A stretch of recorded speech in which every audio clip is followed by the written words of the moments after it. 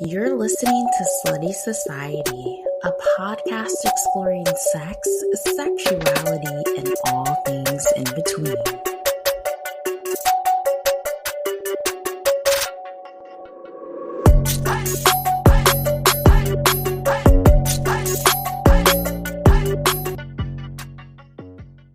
Hey, yo, man, you really don't have to be out here like this broadcasting all your fucking porno shit. Hey loves, what's up? I'm your host, Sheila J, and I am here to explore sex, sexuality, and all things in between. I hope your day is going good. I've probably meditated about 3 times today. I'm not gonna lie, it's been a rough one. Yeah. Oh, what a day. What a motherfucking day.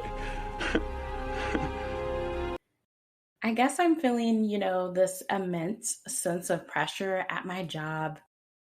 I'm managing several teams that are spread all over the place. They're all in different time zones, which is challenging. And I don't even know what fucking time zone I'm really on at this point. My sleep pattern is all over the place. It's all fucked up. I've just been feeling somewhat mentally fucking exhausted, and I've probably been a little hard on myself as well. I think it's difficult for us humans to practice giving grace to ourselves, and we sometimes chase this, unrealistic achievement of perfection and what we individually internalize perfection to be. I know I'm definitely guilty of doing that. So I'm happy to have this podcast as an outlet to talk about some other shit, breathe a little, decompress, and disconnect from the corporate world that consumes so much of my time and so much of my day. So I just want to say thank you for being here to listen. I appreciate it so much. I really do. All right, completely unrelated to the other stuff I plan on talking about on this episode, but last night I couldn't sleep and I kind of went down a porn rabbit hole for about an hour and a half. So sometimes when I have trouble sleeping, I masturbate.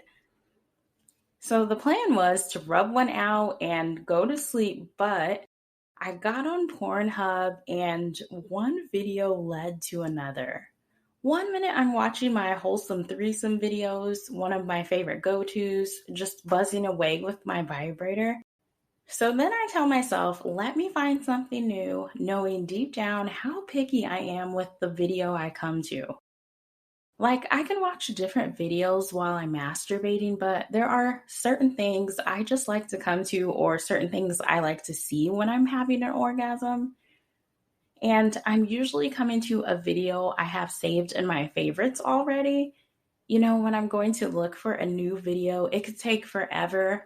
My ass knows better, loves. I'm hard-headed as fuck, but I'm watching my wholesome threesome video and I'm like, I think I want to come to Julie K. I love a pretty face, and yeah, I just love looking at hers. So I'm looking for videos with her in it, videos that I don't already have saved, and I end up clicking on a gangbang video. Now, one thing about Pornhub is once you start clicking on different things, it immediately adds that to the algorithm. So now you're seeing the same things. So my algorithm on Pornhub is suggesting all kinds of gangbangs. And it's not like it's the first time I've watched a gangbang video, but I'm clicking on gangbang after gangbang after gangbang, just playing gangbangs for like 30 minutes. That's how crazy it was. And then somehow I ventured into an anal video, and at this point, I'm not even masturbating anymore. I'm just watching. I'm hypnotized, okay? Hypnotized by anal. And then I go from anal to Brazilian ass videos, and then straight to Brazilian ass licking videos. I was so lost, descending into endless genres, endless darkness. I couldn't stop watching though. I even noticed what time it was, and that still didn't make me stop. I just kept going and going. And you know what saved me, loves? An ad on the side of the video. An ad caught my eye. Oh my God. It was for one of those Honey Playbox 3-in-1 vibrators, the ones that lick, suck, and vibrate. And on the ad, it was a demonstration of someone using it. So I started feeling turned on again.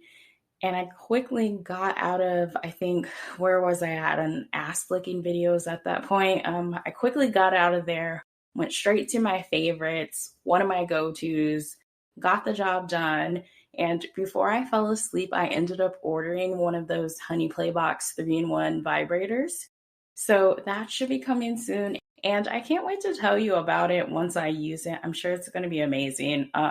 Good times. But all right, loves, for this episode and all episodes until I decide to make a change, I'll discuss some topics I picked out for the episode, get into some segments, and then I'll wrap things up with a quick personal sex story of mine. Okay, so I'm a fan of sex in random places and public places. I think it's fun, it's exciting, and that small dose of anxiety I feel about potentially being caught really turns me on. Now, I know it's illegal to have sex in public for the most part, right? But I think since it's illegal, it becomes this forbidden act. It becomes taboo. And essentially, it becomes a fantasy for some people. So recently I learned a new word, and I love to learn shit. And when I found out what this word meant, I was like, oh my goodness, this is so fucking me. And that word is agoraphilia. And agoraphilia has to do with the arousal from being outdoors in open spaces and having sex in public. I think there's many reasons why agoraphilia is a thing for some people and why they want to have sex in public. But let's think about exhibitionism. And if you don't know what that is, it's when a person feels turned on from the thought of, or in a lot of cases, the reality of being seen naked or seen having sex. There are people who like public sex because they're into exhibitionism. And of course, sex in public is going to be that extreme side of exhibitionism, but there are also a lot of smaller things that I don't think people realize fall into that category. Like if you're a person who enjoys sending nudes, or if you're a person who enjoys having someone watch them strip. That's also a side of exhibitionism. And I feel like I can't mention the watching part without mentioning voyeurism, where people enjoy watching others get naked and they enjoy watching others have sex. Now, of course, society usually sheds light on the version of voyeurism that doesn't include consent. But if you think about voyeurism in a positive sexual space, it can be taking a moment to watch during a threesome or even watching people at sex clubs. And I'll talk about sex clubs here in a minute, but I have a question for you, loves. Each episode, I'm going to present a question anticipating your feedback. And the question for this episode is, where is the craziest place you've ever had sex? Let me know. I might want to try it if I haven't yet. You can send me your answer by DMing me at Slutty Society Podcast on Instagram, emailing me at sluttysocietypodcast@gmail.com, or leave me a voicemail to play at 971-361-6596. I'll also have the question on the episode's Spotify page for replies because I use Spotify for podcasters to create the podcast. I'll go over answers and feedback in a later episode. And once again, I need to know, where is the craziest place you've ever had sex? I'm curious. Okay, so I've had sex in cars, which I feel like is pretty standard, pretty common. Also, pools, a hot tub, balcony, rooftop, an elevator, which was scary as fuck, but also amazing. Where else? The park, in the woods while on a hike, in a parking structure on the side of a building, and I'm sure there are other places, but we don't have that kind of time.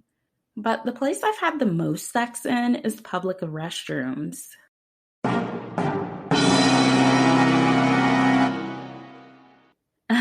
I'll add the caveat to that. I'm not having sex in just any public restroom. I still have standards, but to me, public restrooms are just easily accessible when you're out and about and you have that urge to have some fun.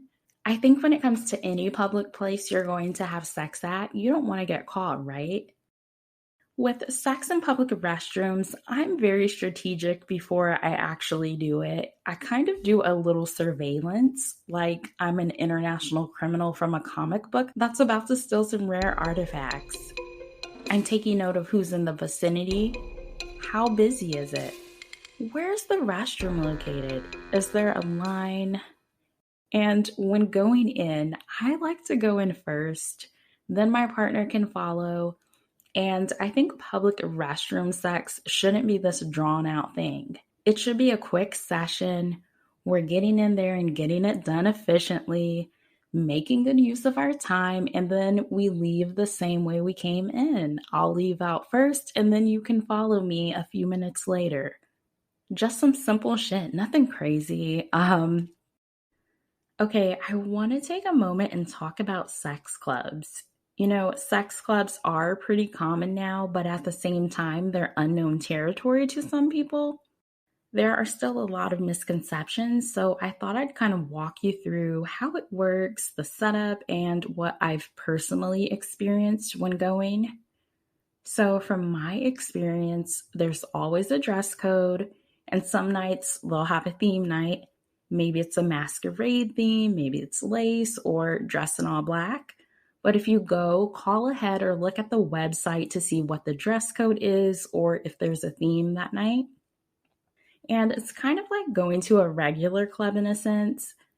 But after you show your ID, you'll pay, you'll sign a waiver. And with the waiver, they want to make sure you agree to confidentiality. You agree to their rules and expectations on conduct. Now, one sex club I went to offered a tour, which I thought was nice. That way you can kind of see how it's laid out. Another important thing to remember is phone etiquette. A lot of times you aren't allowed to take pictures, and it's kind of like when you go to some strip clubs and they're really strict about cell phone usage. Same thing. Now, again, my experience with sex clubs, they were set up kind of like a really nice nightclub. There were multiple bars, a dance floor, a DJ. One I went to was multi-level, so like a nightclub at the bottom and everything else on the next floor. Some of the rooms are more open, some are private, but there are different things going on in different rooms and different things going on in different areas. It isn't like it's portrayed in movies where everyone is just fucking all over the place. A lot of the times, the different rooms and areas are more exploratory. Like maybe there's a room here for people that want to get spanked or tied up or that are interested in bondage. And then there are private rooms to do more in. And you don't have to participate in sex at a sex club. You can just watch. That's where voyeurism comes in. Personally, I've only watched when I've gone to sex clubs and people weren't pressuring me to touch them. The ones I've been to took consent very seriously. I'd suggest always asking if you want to engage in something with someone, and if you're going to watch, just say, hey, is it okay if I'm here? What else? Oh, okay. I've been to one that had showers, kind of like a locker room. So if you are engaging in stuff and you need to clean yourself off, you have that option. But if you're looking to go to a sex club, look up the ones in your city or a city you're visiting. Look them up online. There should also be a number you can call and ask questions. I personally think it's a nice experience for couples or if you have a partner to take with you. No one is saying you have to go all of the time, and you don't have to go and do anything. Go for the experience. I think it's a turn on to go with a partner to a sex club, watch, and then leave and have some fire-ass sex somewhere else or at home afterwards. But if you decide to try one out, the last thing I'll say is have a conversation with whoever you plan to go with before going. Talk about intentions, boundaries, expectations, all of those good things so you're on the same page. All right, before I finally get to the segments, I wanted to share the study that I found. It was done by innerbody.com, and what they did was look at the number of kink related Google searches people did in 2022 for each US state. Now, I'll start off by telling you the top 10 kinkiest states first, and I'll go from number 10 and work my way up to number 1. So, 10 is Virginia. Washington comes at number 9, 8 is Pennsylvania, 7 Indiana, 6 Missouri, 5 Ohio, 4 Michigan, 3 Oklahoma, 2 Kentucky, and number 1 is the state I reside in, Oregon. Now, as someone who lives here, specifically in Portland, I'm not shocked. The people here are very open minded when it comes to sex and pretty sex positive. So, again, no surprises to me. Now, Wyoming was found to be the most sexually conservative state. People there weren't really Googling any kinks. Okay, I also wanted to share with you the top 10 kinks that were searched in the US. So I'll start from number 10, again, work my way to number 1. So number 10 is CBT, better known as cock and ball torture. That sounds painful as hell, but it must be effective because it made this list. Number 9 is swinging. Number 8, sadism, which is when someone gets pleasure from causing pain or likes humiliating someone. Number 7, role play. I love this one. I could role play every time I had sex if someone wanted to. Number 6 is group sex. Number 5 is impact play, and I had to look that one up, but it's when someone enjoys being struck by their partner, like spanked by a hand or with a toy, and I am here for it. Number 4 is anal play. I'll admit, I like anal sometimes. I have a lot of rules about it, but I'll get into that in another episode. Number 3 is BDSM. I think this one's pretty common. It's sex involving dominance, control, and submission. I think it can be really hot if it's done correctly. Number 2, virtual sex. And number 1, the number 1 kink that was searched in America in 2022 was edge play.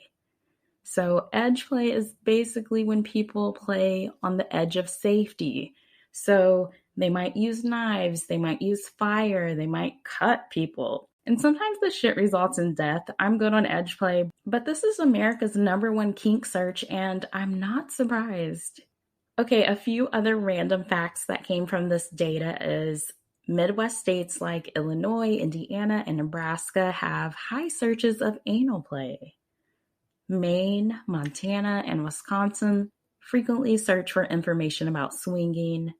Massachusetts, Pennsylvania, and Tennessee have the most fascination with cock and ball torture. Hawaii, California, New Mexico, and Delaware want to be spanked with impact play. Southern states like Florida and Texas are most interested in role play. New Jersey, Missouri, New York, and Virginia want group sex the most. Alaska wants golden showers. Georgia wants to control orgasms. West Virginia has the highest searches for foot fetishes. And Alabama, Colorado, Kansas, Louisiana, Michigan, Minnesota, and South Carolina want to play with their safety the most with edge play. All right, glad I found that super interesting. Now I know where all the freaks are in the US. All right, let's finally get into these segments. Okay, let's get into our first segment. I like to call this one In the Media.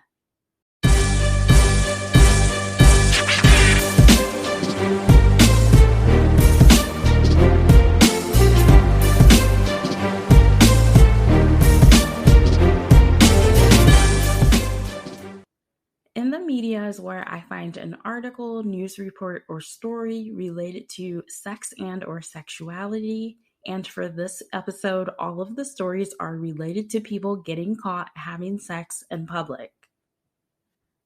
Okay, the first one says, an appalled Hong Kong hotel guest captured the scandalous moment two shameless couples decided to get jiggy with it in the hotel's jacuzzis. It looks like this happened at a high rise hotel and someone recorded it from above. They posted it online. The steamy 35-second clip, filmed from the cameraman's veranda, shows an unidentified man performing a randy sex act. He's eating her vagina loves.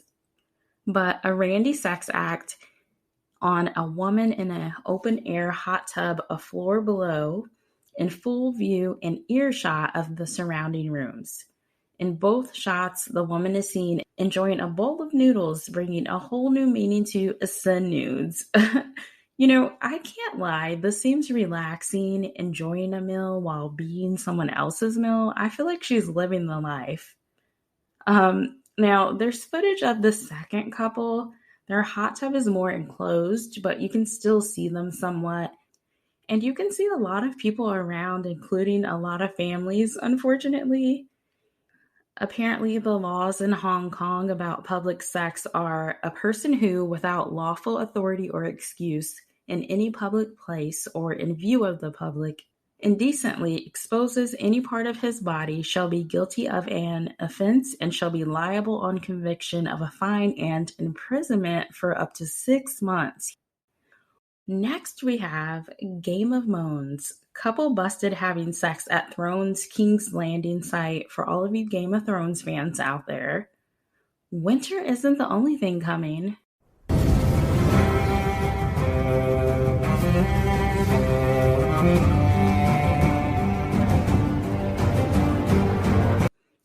I seriously need help, but a brazen couple has been busted having public sex at filming location for the TV series Game of Thrones. A passerby whipped out their cell phone to record the romping pair, with the X-rated footage looking like a scene from the notoriously naughty fantasy series.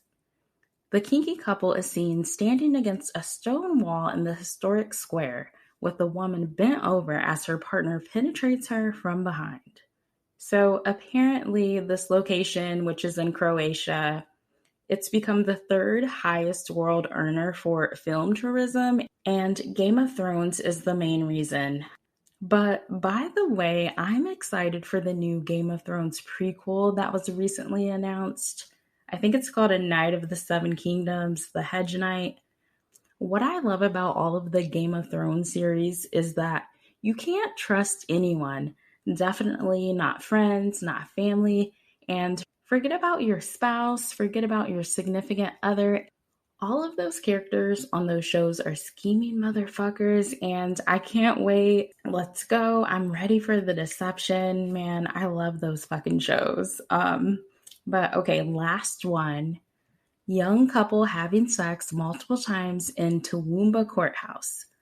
A young couple who had public sex 3 times in a courtroom foyer has been sentenced for their outrageous behavior.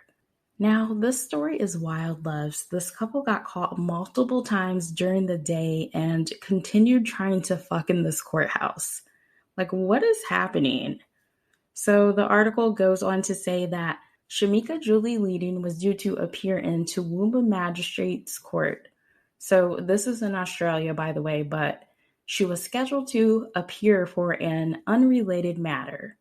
With the 19-year-old supported by her partner, Jake James Quinn, the couple was captured on CCTV moving to seating in the eastern end of the courthouse public waiting area, where Leading straddled Quinn and the pair began to kiss. The pair then began to have sexual intercourse, with Leading caught on camera lifting up her skirt, sitting on her partner, and moving up and down on Quinn's lap. The couple stopped what they were doing after they were approached by security. So this is the first time they got caught, and Leading got off Quinn, who attempted to cover himself. Now, the security officer left the area, and then Quinn exposed his penis again, and Leading adjusted his penis under her skirt. She then sat on his lap, facing away, and again started moving up and down on his lap, appearing to again engage in sexual intercourse. The pair continued until they were again interrupted by a volunteer. Okay, so this is interruption number 2. And They continued once that staff member left the area. Now, for a third time, the couple were approached again by security, and Leading quickly stood up and held her arms out in an attempt to block the view of the security guard while Quinn attempted to cover himself up. The couple left the waiting area, which was full ahead of a busy court day, with members of the public less than 16 feet away. The couple was sentenced to perform 60 hours community service with no record of convictions. All right, loves, that's it for In the Media. Now it's time for the part of the episode where I provide you with some random sex-related facts because I'm a fucking nerd. This is the more shit you know.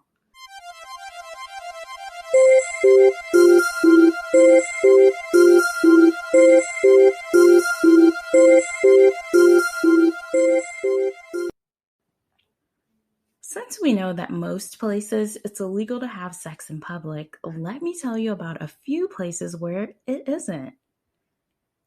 First, we have Germany. Now, the rules here say nudity is legal in designated areas. It's also legal to have sex in public. However, combining the two is illegal. Having sex in public is only legal if you're covered. Doing so while exposed will get a fine and possible jail time. And since their rules are written like a confusing ass riddle and I'm no Bruce Wayne, I think I'll pass on having sex here.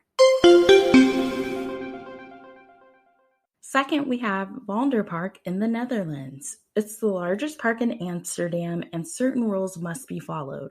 Sexual activity is limited to the night hours and you may stay away from the playground area. You must always be sure to clean up yourself and leave no mess behind. That's right, loves. Wipe off your jizz before you leave. Next, we have Copenhagen's Ørstedparken in Denmark. It's another park with rules that are posted on signs around the park and state the following. Sex in the park is allowed, but show some consideration. Many children institutions visit the park. Therefore, please avoid sex in the playground and visible places between 9 a.m. and 4 p.m. Loud sex in hiding between 9 a.m. and 4 p.m. Remember to remove semen from benches after the act. Leave condoms and used napkins in the bin. With so much signage to read, I hope people don't forget to recycle. And the last one is Guadalajara, Mexico. It's legal to have sex out in the public as long as no third-party complaints are filed with the police. A law was passed in 2018 to prevent police in the city of 1.5 million people from extorting couples who participate in sexual activity in public and allow the police to focus on more serious crimes. I can see the police slogan now, "You fuck while we fight crimes." Alright, that's it for the more shit you know. I hope you're already planning to take a fun trip to one of these locations, and I hope you learned a few things you didn't know before. Okay, loves, we're reaching the end of the episode, but before I go, I want to tell you a story.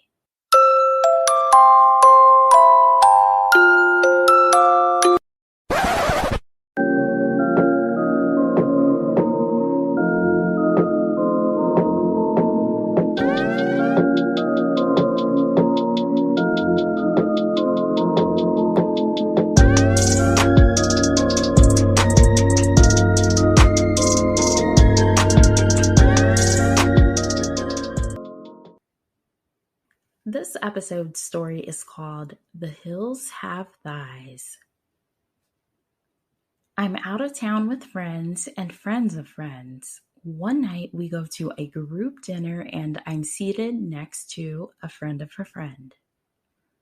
The restaurant this night is extremely slow, but to a certain extent, I don't mind because I'm enjoying the conversation I'm having with this friend of a friend.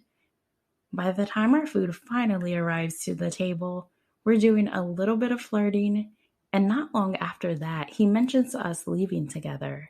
Fuck it, I thought. It had been 4 months since I had sex with anyone else outside of myself. So I say, "Are you saying that there's a party in your pants and that I'm invited?" and he says, "Oh, yeah." Then we go to his spot and our chemistry is in sync. You would have thought we fucked before. We're all over the bed, partially on the bed, against the wall, bending, stretching like we're acrobats in a circus.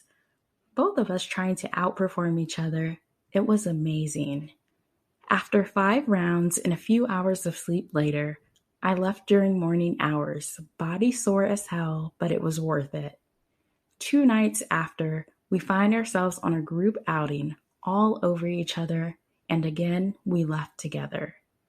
I hadn't mentioned this prior, but his spot sat on a hill with a view of a marina, the city lights, and mountains. So on the second night alone, he asked me to sit in the seating area on the patio. Now, because of how it was placed, it was in view of other people's balconies. However, it was late at night and I was ready for whatever. So I'm sitting in the outdoor chair. I have a long skirt on with a large slit on the side. He gets on his knees, pulls my panties down, pulls them off, pushes up my skirt, opens my thighs, and eats my pussy right there, outside, in the open, under the stars. Okay, loves, we've reached the end of the episode. I hope you're about to try out a new sex location or have started Googling some kinky shit. Don't forget to follow the podcast on Instagram at Slutty Society Podcast. You can also send me feedback, questions, dirty thoughts, and your sex-related stories via email at sluttysocietypodcast@gmail.com.